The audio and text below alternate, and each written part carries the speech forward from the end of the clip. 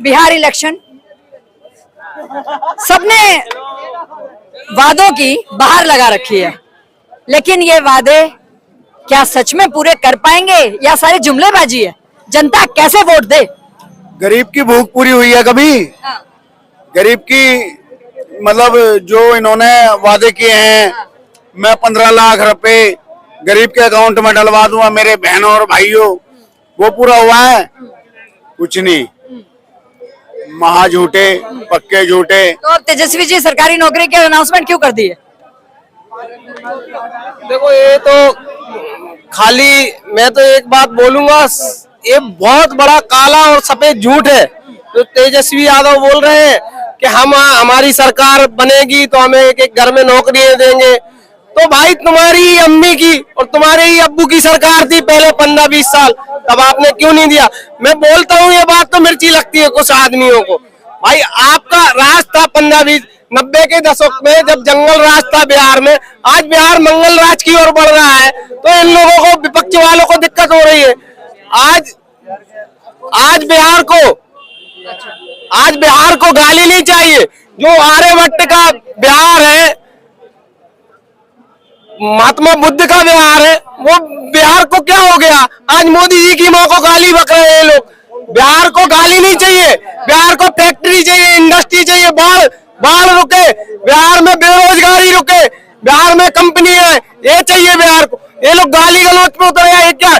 बिहार में मेट्रो बन रहे हैं, नालंदा यूनिवर्सिटी बन रही है, और ये सब विकास चाहिए बिहार के लिए। अब ये तो फालतू की बात है। मैं तो कह रहा हूँ, जो अभी नीतीश कुमार के नेतृत्व में जो बीजेपी की सरकार आने वाली है, उसमें किंतु परंतु कहीं से है नहीं। लेकिन उसके बावजूद भी कह रहा हूँ, अगर मोदी जी की बीजेपी की पूर्ण बहुमत से भी सरकार आ जाए, पूरी सीटें विपक्ष की भी मिला के बीजेपी की आ जाए, तब भी मोदी जी और बीजेपी वहां पे एक घर में एक नौकरी नहीं दे पाएंगे। जनता को समझना होगा और बिहार वासियों को समझना होगा, क्योंकि आज राजनेता आते हैं, राहुल जी जा चुके हैं, अखिलेश जी जाएंगे, तेलंगाना के सीएम जाएंगे, वो सब जाएंगे, और दिल्ली वाले भी जाएंगे। और जो आप SIR पे कह रहे हैं, आज इनकी वोट बैंक क्या है? मैं तो कह रहा हूँ, बिहारियों की आवाज बनो, आप बिहार वासियों की आवाज बनो। एक भी बिहारी वोट कटे तो आप उसके समर्थन में उतरो। लेकिन ये कहाँ की परंपरा है? विपक्ष पूरा घुसपैठियों के समर्थन में उतर रहा है, जो नागरिक के ही नहीं है भारत के, उनके समर्थन में उतर रहा है। तो इसलिए ये लोग रोड पे आ रहे हैं और सड़क पे आ रहे हैं। तो इससे जनता को समझना चाहिए, एक खोखली वादे करते हैं, लेकिन जवाब लें आपका? हाँ, जवाब दीजिए। नहीं, मैं बिहार से ही बिलोंग करता हूँ। मेरा घर बिहार में दरभंगा है। देखिए, बिहार में जिस तरह की अभी राजनीति चल रही है, मैं दो तीन बातें मैं शॉर्टकट में बताकर मैं कहता हूँ, मैं ये बिहार में जिस तरह की राजनीति चल रही है, आप देखिए, हेमंत रेड्डी वही चीज करना, राहुल गांधी और तेजस्वी किसको लेकर गया था वहाँ पे? रेवंत रेड्डी, वो गया था दरभंगा में, दरभंगा से बिलोंग करता हूँ, वहीं पे रेवंत रेड्डी गया था। रेवंत रेड्डी और वहाँ की जो चीफ मिनिस्टर, वहाँ की जो ये रेवंत रेड्डी की पार्टी के लोग बिहार की जनता के लिए कहता है, इनका डीएनए मजदूरी करने का डीएनए होता है, और वही जाकर बिहार पहुंचता है। क्यों पहुंचता है बिहार? उनको तो जूता मार के भगाना चाहिए बिहार से। दूसरी बात मैं कहता हूँ, क्या अब जूते मारे जा रहे हैं? इतनी सारी भीड़ क्यों आई थी? मैं बता दूं, वही है जो बिहार में जातिवाद है, इस बात को समझिए। आरजेडी की आप जाकर चुनावी रैली में देखिए, जिस तरह की ढोरी पे, इन सब चीजों पे गाने चल रहे हैं आजकल। क्या चल रहा है वहाँ पे? बिहार को विकास चाहिए, बेरोजगारी वहाँ का दूर होना चाहिए, पलायन रुकना चाहिए। आज देखिए, नीतीश कुमार के नेतृत्व में 20 साल से नीतीश कुमार का नेतृत्व है, क्या प्लान रुक गया? जनता का सवाल है, जनता का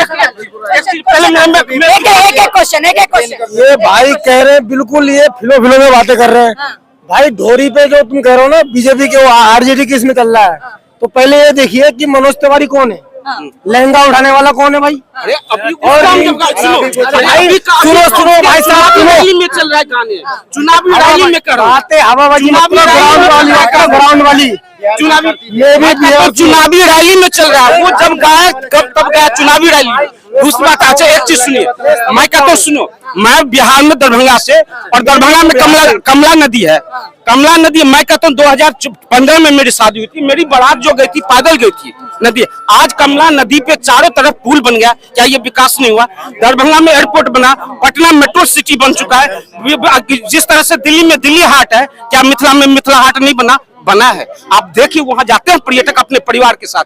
बात को समझिए, बिहार को केवल विकास चाहिए, इस बात को समझिए। पलायन था पहले भी और अभी भी पलायन है, लेकिन एक का जवाब। बिहार में अब खेला होने वाला है। तेजस्वी यादव की नींद हराम है, क्योंकि ओवैसी जी वहां उतर चुके हैं, 36 सीटों का उनका फैसला हो चुका है, वहाँ खेला होने वाला है जी। हाँ, अब खेला होगा। मैडम सुनो, अब आसुद क्या करेंगे सरकार? अभी बिहार में असदुद्दीन ओवैसी बिहार में वो खेला खेलेगा जो चाहे नीतीश हो, चाहे आरजेडी हो, चाहे बीजेपी हो, सबका सरकार बनाने के लिए आखिर ओवैसी को ऊपर झुकना होगा, क्योंकि ओवैसी वो किंग मेकर निकलेगा, उसका कोई हिसाब नहीं है। देखो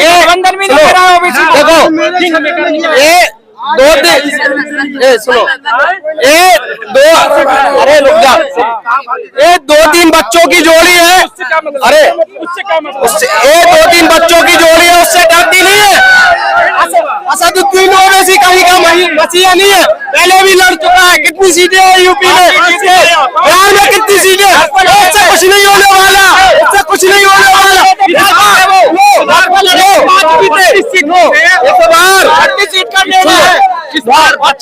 कितनी आएंगी रंजीत उनकी पार्टी में चिल्लाने वाले,